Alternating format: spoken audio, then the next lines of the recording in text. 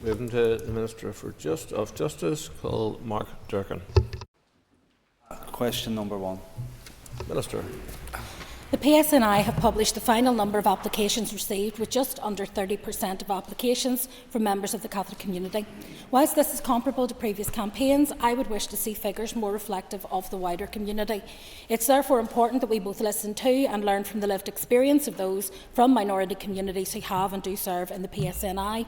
The reported comments of the Chair of the Catholic Police Guild of Northern Ireland is an indication that legacy issues do continue to influence the decision to apply to the police, amongst a range of other considerations. I would emphasise once again that it is incumbent upon us all as elected representatives to encourage members of our community to consider joining the PSNI and to help to create the societal conditions where that is most likely to occur. I've been encouraged by the number of applications received and wish those who have applied onward success with their applications. It can only be a positive for Northern Ireland if we have a police service that truly represents the diversity of the community it serves. Well, Mr. Durkan. Thanks, Mr. Speaker, and I thank the Minister for her answer. I'd like to reiterate my party's desire to see a police service that is truly representative of the community it's here to serve and protect. And threats from so-called Republicans to deter Catholics from joining certainly do not help. Does the Minister believe that the UK Government recognise the damage being caused by their handling of legacy to confidence in the rule of law? Well, it's difficult for me to give an opinion on that because I can't really speak for the UK Government. I have, of course, shared publicly my concerns about the approach taken, and of course that will impact right across the board, not just in terms of confidence in policing, but also in terms of confidence in the wider justice system, and that is of concern, I think, to all of us in this House. However, what the UK Government does is sadly out with my responsibilities and out with my powers. I would, though, want to stress that it is important that consideration is given to the impact of those issues in terms of our contemporary justice system and in terms of the impact that it might have on public confidence in that. Linda Dillon. And thank the Minister for her answer so far. Minister, do you agree with me that there are other factors that are also affecting the number of Catholics representation, but more importantly, at every level? And do you agree that we need to see better representation at every level, not just in the numbers and the percentages, but actually at what level they hold within PSNI? Well, I think that there are two schools of thought when it comes to why people are deterred from membership of the PSNI or indeed progression. The first is that there is something fundamentally flawed with the organisation's recruitment practices, and it would suggest, certainly if you look at the bald numbers of how many people apply and how many applicants are successful, that isn't the case. But there is a wider issue, and that is one of attrition over time, where people, either because of threats received, because of intimidation, because of the disconnect between their community and the work that they do, find it difficult to maintain their working arrangements. And that is something that as a society we need to look at and we need to consider.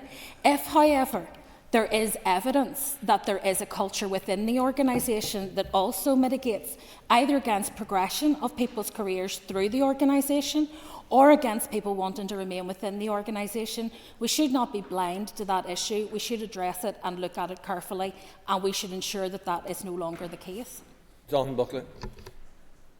When discussing legacy and its impact on police recruitment, can the Minister give her assessment of the disgraceful conduct of the Police Ombudsman, Mrs Anderson, who continues to hold up a report into the Kingsmills massacre without accept numerous requests from my colleague, the Chair of Justice Committee, Joanne Bunting, an atrocity that resulted in 10 innocent workmen losing their lives on the side of a road, and one sole survivor, Alan Black, left with life-limiting injuries. So can I ask the Minister, does she believe that a two-tiered justice has infected the Ombudsman's office? Minister. Well, two things. First of all, I don't accept that there is two-tier justice within the Ombudsman's office. And secondly, it is not a matter for me to comment on how and when the Ombudsman issues her reports. I'm aware that she is currently processing a number of legacy reports. There is a deadline for those to be issued, and it is her intention to comply with the deadline. But beyond that, I would suggest that the member should take up his issue with the Ombudsman. Peter McReynolds. Thank the Minister for her response. Does the Minister agree with me that the racist commentary on social media during the recent recruitment campaign was completely unacceptable? Absolutely, it was very disappointing, I think, to see the response to the small number of adverts that showed racial diversity within the PSNI, and the reaction of that, I think, was incredibly disappointing for those of us who would wish to see a more inclusive, more representative police service. Because let's be clear, an inclusive and representative police service will also be more effective, and that will be able to connect with those members of the public that it serves and seeks to protect. I think that it's also been a disgrace to see the many anti-PSNI posters that have appeared during that campaign and threats on new officers within the community. I think that those are wider issues that we need to look at as a society. I don't think it's solely with regard to the police that we see these things happening, but I do think it's incredibly disappointing when it does. Mr. Gaston. Mr. Speaker, can the Minister assure us here today there will be no return to discrimination on the basis of 50-50 recruitment? Minister. I'm not convinced that we have reached the point where we need to reconsider the introduction of 50-50 recruitment. However, the member will be aware that as a Minister I must remain open to that request should it be presented to me when it comes either from the Policing Board or from the Chief Constable. When previously utilised, it was linked to a severance scheme, and of course that was established as temporary measures to hasten the restructuring of policing at that time. We are in a very different arrangement now. But as I say, it is not something that I supported at that time, and it is not something that I see a need for at this time. Colm McGrath. Sorry, pull up. Please. Minister. I'm delighted that my department was successful in its bid for transformation funding, which is worth £22.64 million over 5 years. The funding will be used in efforts to speed up and transform the criminal justice system and to modernise electronic monitoring. Justice is demand-led, with funding quite appropriately being allocated to frontline services first. Given the financial pressures my department has faced and continues to face, this has left little opportunity to support projects aimed at transforming the system. Despite these financial constraints, the department has continued to prioritise transformation as part of its business-as-usual operations and has sought to identify areas for further transformation and develop proposals should the opportunity to progress them arise. This funding is therefore extremely welcome and will enable much-needed change to the criminal justice system as a whole, helping to improve the time taken to complete cases and, for example, to better manage offenders on bail. I'm wholly convinced that the funding will provide opportunities to improve effectiveness and efficiency and to meet the increased and changing demands on the system, thereby providing stability for the future. Ms Bradshaw. Thank you, Mr. Speaker. And thank you, Minister. Minister, can you please outline how the transformation funding will be used? Thanks. Minister. £20.45 million will be used to support work to speed up and transform the criminal justice system, which is a key departmental commitment in the programme for government. The remaining £2.19 million will help to modernise our electronic monitoring systems. The funding for speeding up justice focuses largely on work to establish new ways of working between key justice stakeholders such as police, prosecutors, the defence and courts, with a view to speeding up particularly the early stages of criminal cases, helping to ease pressure on courts and other parts of the system. The funding will also support work to expand the use of existing out-of-court disposals, so that where it is appropriate to do so, more low-level offences are diverted away from the courts entirely, helping to ease pressure on the system. The £2.19 million allocated for electronic monitoring will enable my department to take forward work to transform the way in which it monitors individuals released into the community. This will include considering implications of GPS location monitoring for those on bail or on licence fitted with an electronic tag as part of their release conditions. This enhanced monitoring could be used to strengthen bail conditions, probation orders or prison release conditions. The availability of transformation funding is therefore a huge boost in light of the significant funding pressures my department has worked under for a great number of years, which has affected our ability to deliver the reforms that are much needed. Deirdre Hargey. Thank you, Minister, for your response. I was coming in on the electronic monitor, and as you touched on, it was part of the transformation bid, and obviously there's a new contract that the Department have given recently to Buddy to look at monitoring across the board, and the electronic GPS bit, it was said funding was the issue. Can you confirm if there's a timeline now with the new transformation bids? Will this form part of that contract in terms of looking at GPS monitoring? Thanks. The contract that we have can be expanded to include GPS monitoring, and so it is the intention that we were prepared for this. Whether or not we were successful in the transformation bid, this is something that we were prioritising within the department. The fact that we've been successful with the transformation bid simply means that we don't need now to take that money from other key priorities in order to make this happen. There is still work to be done in terms of how we will manage the data, what data will be held and for how long, and all of those issues will have to be worked through to make sure that we are fully compliant. But I think what it may do helpfully is both create more confidence with the judiciary about people being released on licence or on bail, but also hopefully create more confidence in the public that people are properly supervised when they are on licence or on bail. Doug Beattie. Thank you, Mr. Speaker. Minister, looking at funding as a whole, can the Minister outline the effect on sex offender monitoring and visits due to the insufficient resources for her department?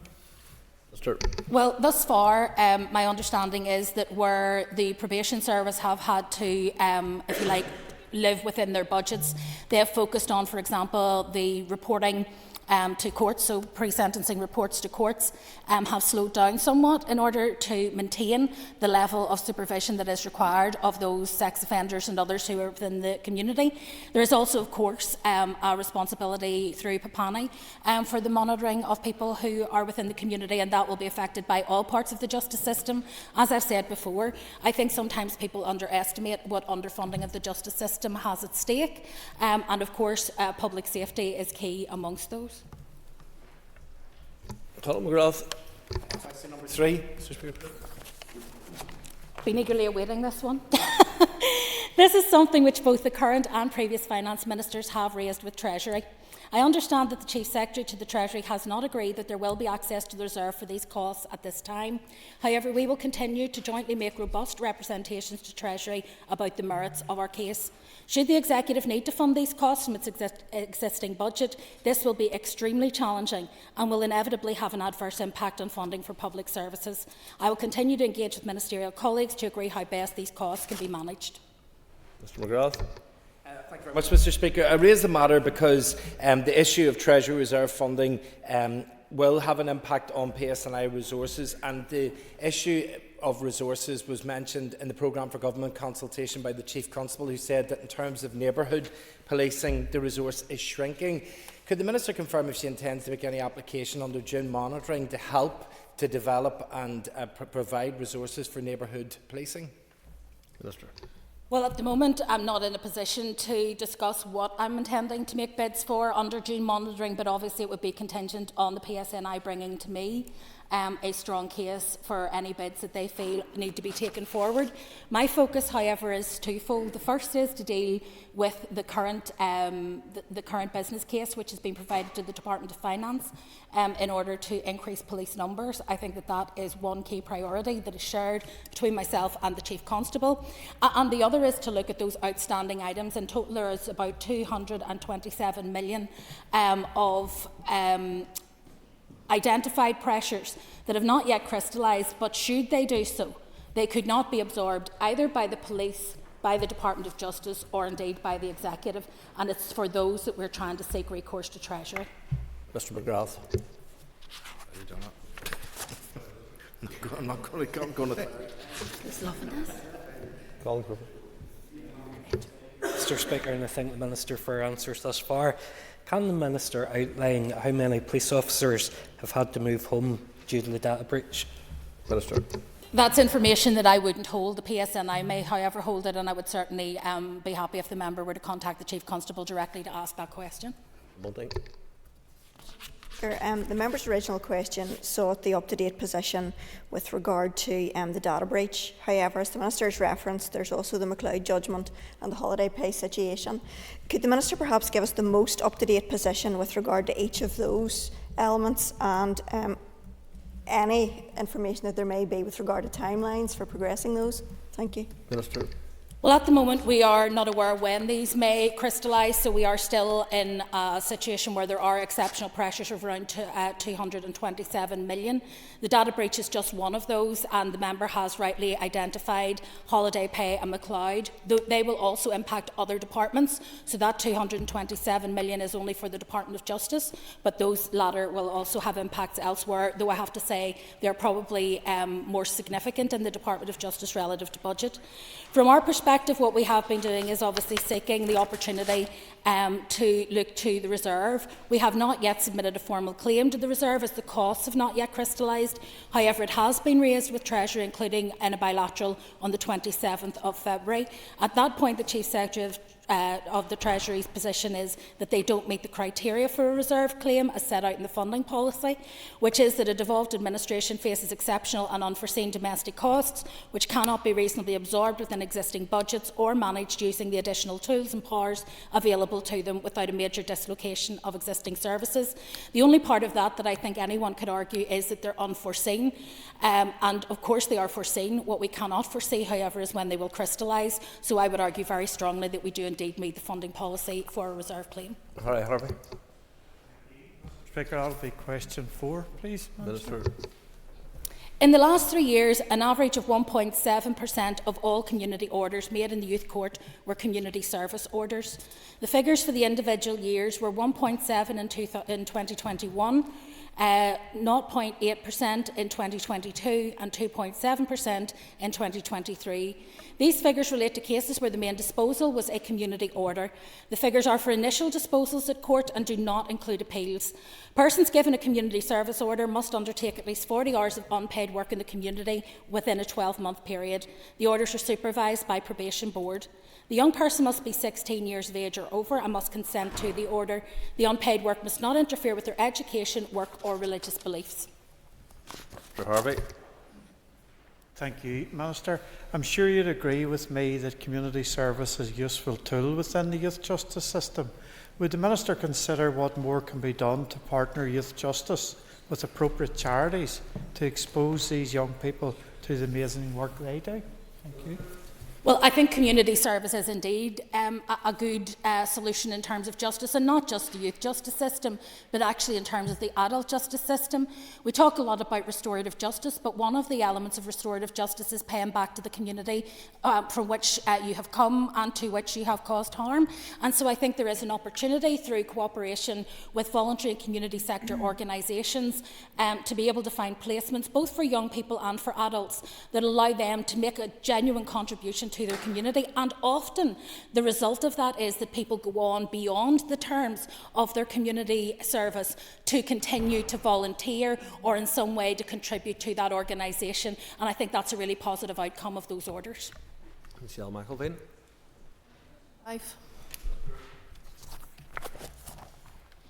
My department has been working with partners and stakeholders to develop arrangements to test pre-recorded cross-examination in response to the Gillen Review report recommendation. Significant progress has been made through a cross-organisational PRCE working group. For example, a draft process map has been developed, a broad approach to pre-agreed questions has been agreed, including by defence representatives, and much of the detail worked through on how sessions will be managed and recorded, although the technical aspects of recording and editing are yet to be finalised. Progress has also been made in the area of disclosure, which is a key consideration within PRCE. PRCE also has linkages and interdependencies with other child-focused work streams, and planning is ongoing to deliver a PRCE pilot, which will complement and support these initiatives. An impact evaluation of similar work in England and Wales has recently been published. My officials are considering the findings of this report to gather any insights for Northern Ireland. Launch of a Pathfinder project will, however, be subject to the agreement of partner organisations and securing relevant funding. Ms. McElveen. Thank the Minister for her answer.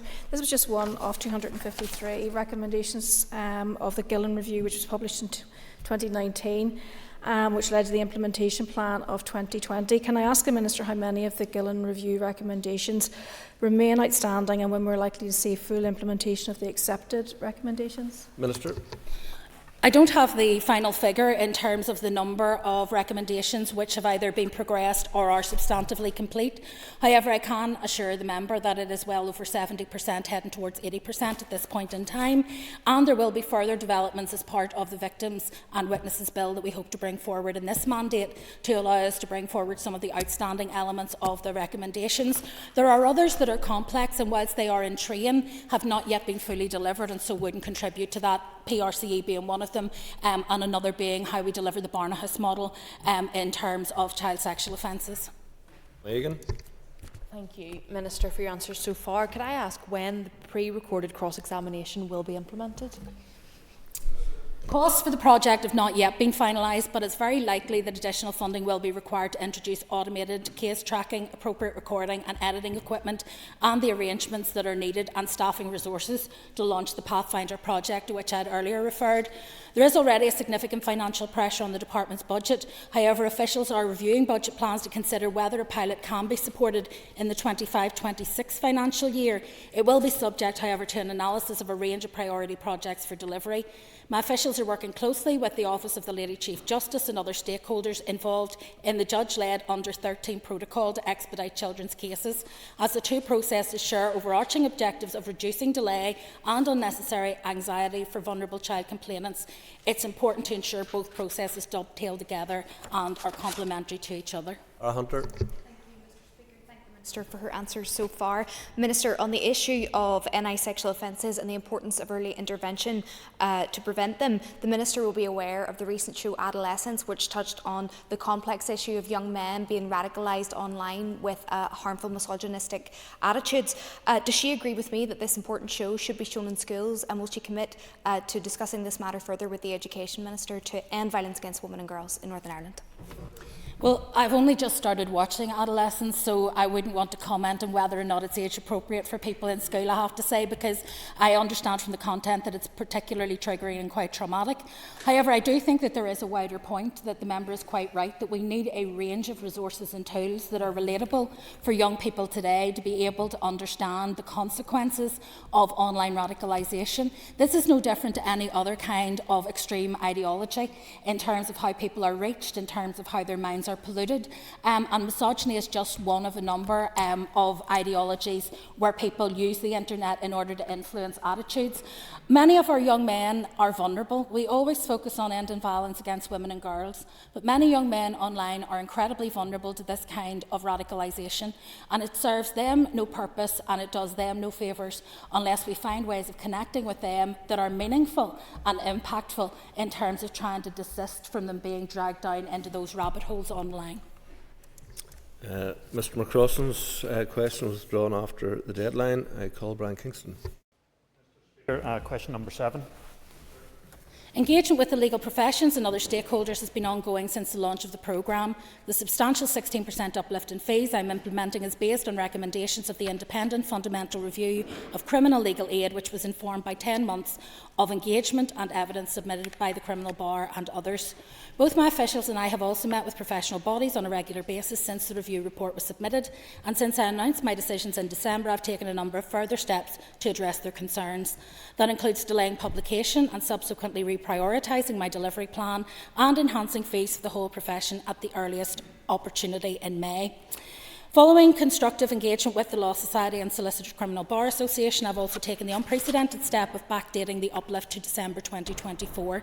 In light of concerns expressed by the CBA, I've also undertaken to implement a scheme of interim payments which should assist with cash flow for the profession. In short, I feel I've gone as far as I possibly can at this moment in time with my duty to ensure public funding decisions are supported by robust evidence. However, and importantly, in establishing the working group under an independent chair, Judge Burgess, I have created an opportunity for additional evidence to be submitted to inform further decisions on fees. The work of the group and its subgroups is already well underway, and I welcome the decision of the CBA to participate and to continue to engage with us. Mr Kingston. Thank the Minister for her answers, and I appreciate it's just 2 or 3 weeks since we last discussed this matter in the Chamber, but I do wish to ask what further the Minister can do to achieve a resolution in this matter, given that the clients who are suffering from the current boycott are among the most vulnerable in society. Well, I very much recognise the vulnerability, and so it's one of the reasons why I was very keen in the interim to try to find a way that we could find some kind of derogation for those cases which are the most serious and the most severe and where the harm was likely to be greatest. And there has been some progress, I'm glad to say, in that regard. And so I think that is an improved position over where we were even when I spoke only a few weeks ago on this matter. However, my long-term intention is that we put the profession and we put the legal aid system on a footing that is sustainable for the long term, that meets the needs of the public at their point of greatest need, and that is at the same time an efficient, effective and transparent use of resources in line with the recommendations of the PAC. And so those are all things that I have to balance as I move forward, provided I can get the evidential basis, and I hope that the working group will be able to provide that. I'm open to having that conversation. Ferguson. And thank you to the Minister for your answers thus far. Minister, just obviously following your recent statement to the Assembly, has there been any meetings with the Department and the Bar to resolve the issue? Thank you. There have been meetings between my officials and the Bar. I have not personally met with the Bar because I believe that now the discussion should happen through the working group. I think it's important that the evidence base goes through that working group and that the working group then produce the report. As you're aware, those issues which I described as potentially low-hanging fruit may be able to be delivered by the end of this month.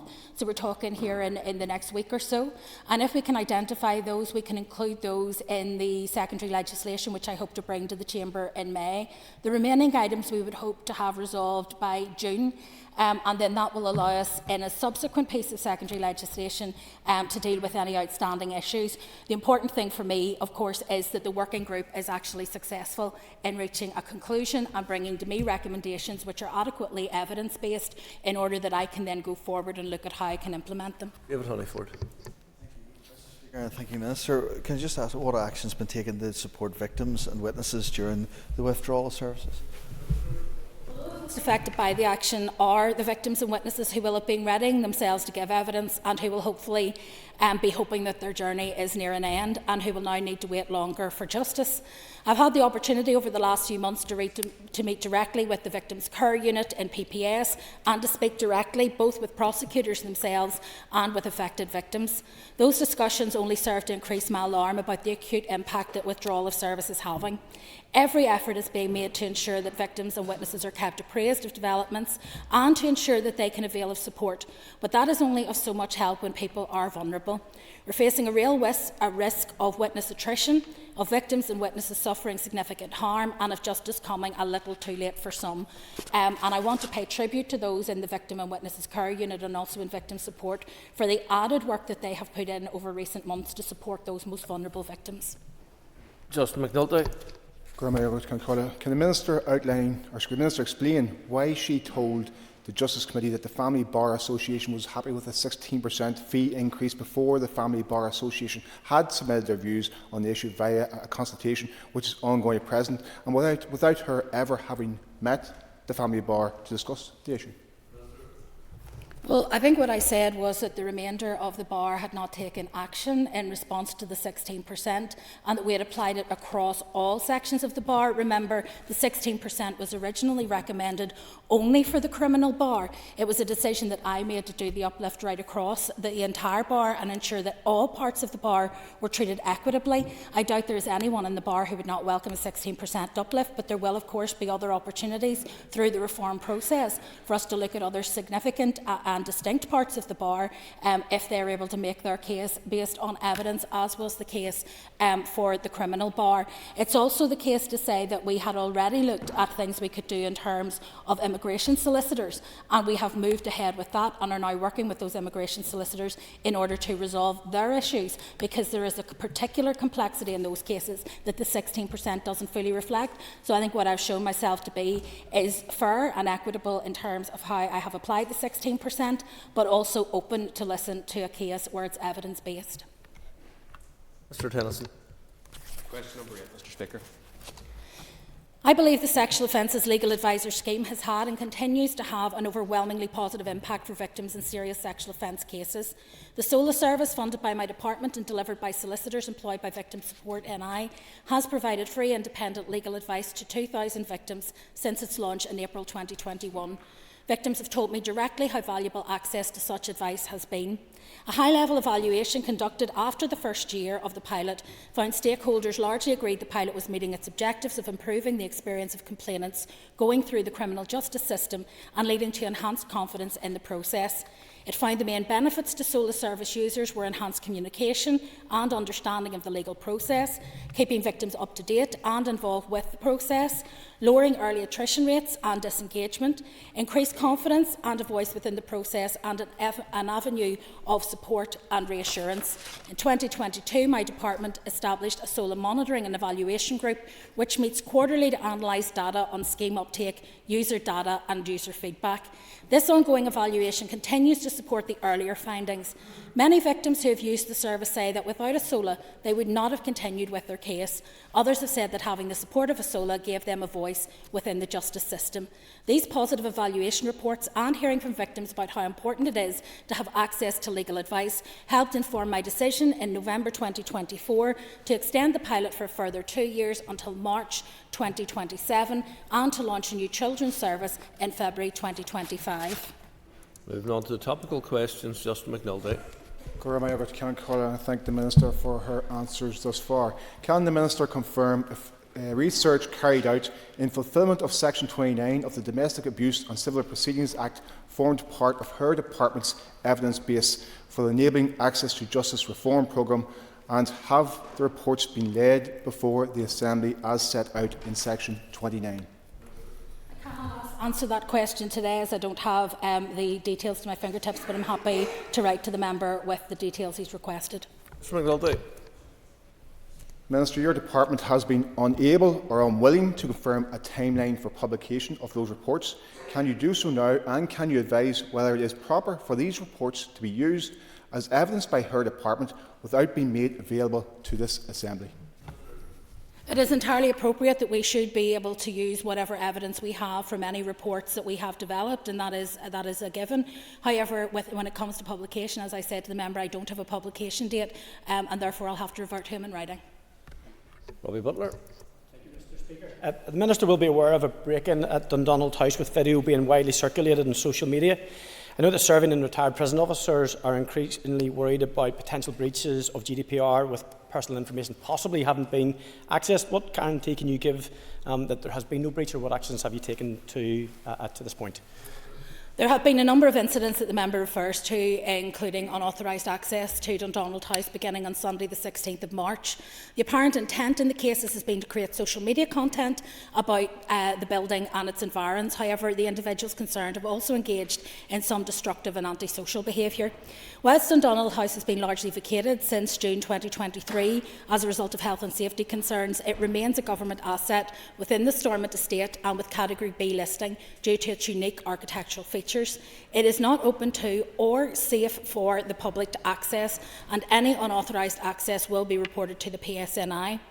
While Prison Service relocated its headquarters to a new location, some areas of Dundonald House remain in limited use. For obvious reasons, I do not want to explain in public that use in any detail. However, I can be absolutely clear that no sensitive or personal information has been compromised in these forays into the building. The Northern Ireland Prison Service is now liaising with PSNI, with the Department of Finance, who manage the Stormont estate, and with DAERA, who have premises officer responsibility for the building. We should have a reasonable expectation that all government buildings, particularly those on the estate, are protected and secure from this kind of activity. And I'm sure that members will support me in condemning the actions of a few people who do not respect the boundaries of acceptable behaviour and the law. Mr. Butler. Thank you, Mr. Speaker. Thank the Minister for her answer. The Minister alluded to the period from which the building became defunct. Could the Minister outline at what point security was indeed put on the building? Because it is my understanding that certainly since December until March of this year there was no security, and that previous access may well have happened. And can the Minister then stand over those periods of accessibility for that sensitive material that may have been there, that would, for even people like myself who served many years ago, would require the confidence? Thank you. I can give the member my assurance that no sensitive information has been able to be accessed at any time, and I can give that assurance not because I am assured about access to the building, but because I am assured about access to the information, how it's held within the building, and how that has been secured. We're obviously doing a review of that now, given the incursions that there have been over the last week, but there is no risk to the information that has been held in Dundonald House. In terms of the security of the building, as I said, DAERA were the premises officer, had the premises officer responsibility for the building, and I think the assumption had been that they had passed that to the Department of Finance to resolve when they exited the building. Our presumption was, however, that it would remain under 24-hour security, as had been the case when DAERA were present and when the Department of Justice is present. And so we're now working through that to ensure that that is the case until we find an alternative location to store the materials that we have there. Peter McReynolds. Minister, could you provide an update on sustainability initiatives across the prison estate? Prison Service, I think, have demonstrated a real commitment to delivering on a wide range of sustainability and climate initiatives. They have progressed a wide range of energy efficiency measures over a number of years, which has seen them reduce their greenhouse gas emissions by an impressive 44% from a 2016 baseline. This has been achieved by installation of energy monitoring and targeting software used in conjunction with upgraded building energy management systems, LED lighting upgrades, installation of a solar farm and small-scale PV project, upgrading of heating systems and the recent conversion of a number of diesel vehicles to sustainable hydro-treated vegetable oil fuel. Furthermore, they're also addressing several environmental initiatives across the prison estate, working with the Northern Ireland Environment Agency, RSPB, the Woodland Trust and conservation specialists to protect endangered species and flora and fauna. This has included the creation of a tree nursery at Magilligan to supply native tree species, which in terms of biosecurity is nationally important. Mr McReynolds. I thank the Minister for that response, and I think it's encouraging to hear how our prisons can play a key role in tackling climate change and supporting our environment. Could you expand a little bit more there about the tree nursery at Magilligan? I actually visited Magilligan just on Friday, and at the prison we have created a native tree nursery. It's nationally important in terms of biosecurity, as it's only the second such location on the island of Ireland to grow native trees. They've planted and nurture 40,000 native tree saplings, everything from Scots pine, oak, chestnut and birch, which are all in short supply. The Justice for Woodlands project is a joint venture between Magilligan Prison, the local Benevna Landscape Partnership, the Woodland Trust and Causeway Coast and Glens Trust. Last year, 7,000 of these trees were transferred from the prison and planted in the local area, which included a scheme to prevent erosion on the banks of a local river. Northern Ireland is one of the least wooded countries in Europe. Previously, a lot of the tree stock had to be imported. Having a native tree nursery produced from local seeds for local projects is a really important step forward. David Brooks. Thank you, Mr Speaker, and I thank the Minister for her answers so far. Minister, at times of community tension in East Belfast, particularly at interfaces, or where there's an incident, youth workers find themselves stepping in to fill the gaps where consistent police presence can be lacking, particularly if they've been pulled to other parts of the city or other priorities. How can your department work to ensure that those community organisations, when they are undertaking that work, are appropriately supported? Minister. Well, I'm happy to meet with the member to discuss any specific issues within the East Belfast area, but I am conscious that across the city there have been a number of disturbances at interfaces. Not all have been the normal interface disputes. Some have been due to roving gangs of young people who collect and assemble around the interfaces and engage often initially in social activity at the interface, and then it moves on to something slightly more sinister. I think it's important, first of all, to look at the money that we give to the PCSPs in terms of the work that they do to support interface work, as well as the work that goes through the Department of Education in the Tackling Paramilitarism programme, which again does work with young people at risk of offending. So there are lots of opportunities where we can get involved if we know where those particular problems are, because ultimately it is much better that we prevent rather than that we convict people for those offences. We don't want our young people to have criminal convictions and criminal records. We want them to grow up healthy and safe and free of intimidation or threat. Mr Brooks. And some of that approach to policing is undertaken by some of our very good neighbourhood policing teams. And some of the frustrations that I have fed back to me from the community, as I'm sure you have, is that officer rotations happen at times all too frequently, and at times whenever trust and relationships have only been built, the trust and relationship that makes those relationships possible. Is there anything you can do to encourage a consideration of how that works, and whether there's greater stability can be brought to neighbourhood policing teams?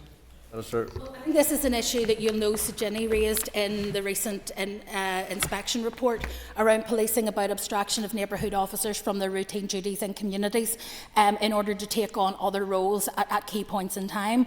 And given the numbers of officers that we have at the moment, that is an almost inevitable consequence of the low numbers. So the first thing that I can do is to try to get the business case through the Department of Finance approved, so that we can, over the next 5 years, start to build our numbers back up again, and I think that will make a huge difference. I think the other thing to say is that where communities do have that engagement, they very much welcome it, and they find that the level of engagement, the quality of the engagement and the helpfulness of the officers is something that they welcome.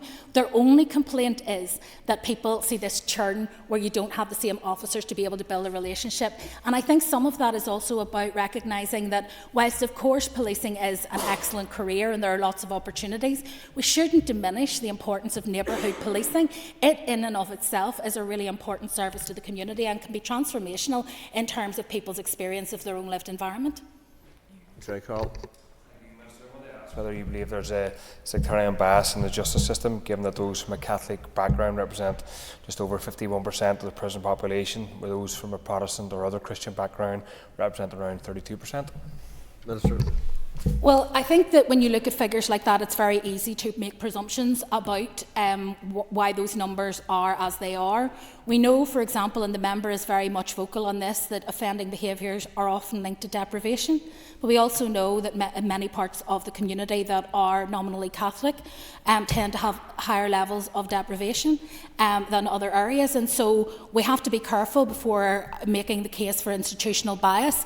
So we have to look at the underlying causes of offending behaviour, and we need to unpack all of that. What I can say is that it is absolutely my view that at all points justice has to be blind to issues around people's religion, their politics and so on. They need to treat each individual with dignity and respect, and ultimately with fairness and equality. Mr. Carl.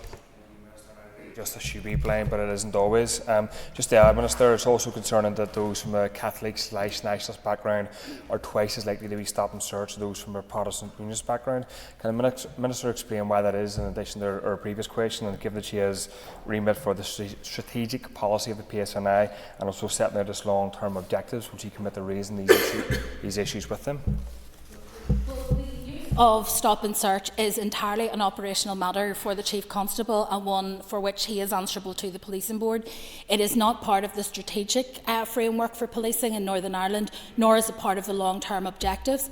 I think we all recognise that, of course, there are dangers with stop and search, and I have actually attended quite a number of events, particularly with young people who are more likely to be affected by stop and search than other members of the community, who will feel that there is profiling that happens, that they are targeted because of their age, that they are targeted because of their background.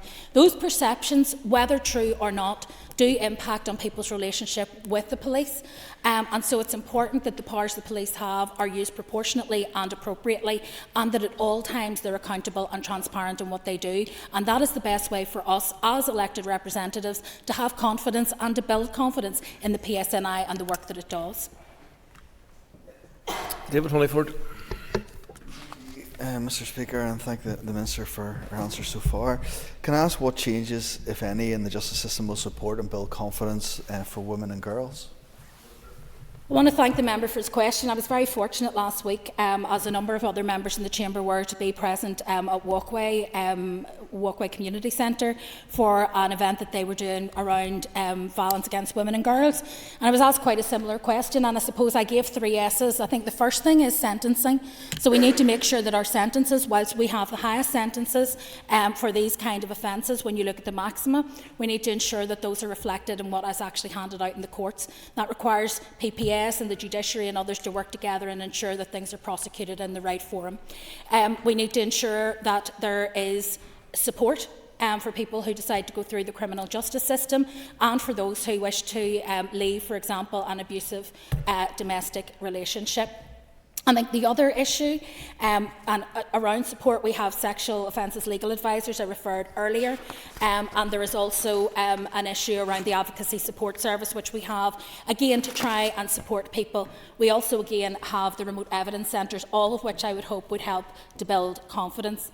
And then I guess the other element for me is about survivorship, how we ensure that people who have been victims either of sexually motivated crime, domestic abuse or violence, or indeed any other kind of violence against women and girls can move from being a victim, where they still feel under the control of the perpetrator, to being a survivor, where they feel that they've regained control and agency in their lives. I think one of the key things that we're looking at in that regard is around how we can deal with issues around disclosure in cases and allowing people to exercise privacy, and also how we can deal with, for example, the right of a victim to read out their victim impact statement in court so that they're not denied a voice, which so often happens. I think if we do those things, amongst others, we will be able to transform how people experience the justice system. But most of all, we need to speed up justice, because until justice is effective and efficient in its delivery, people will not have confidence in the system.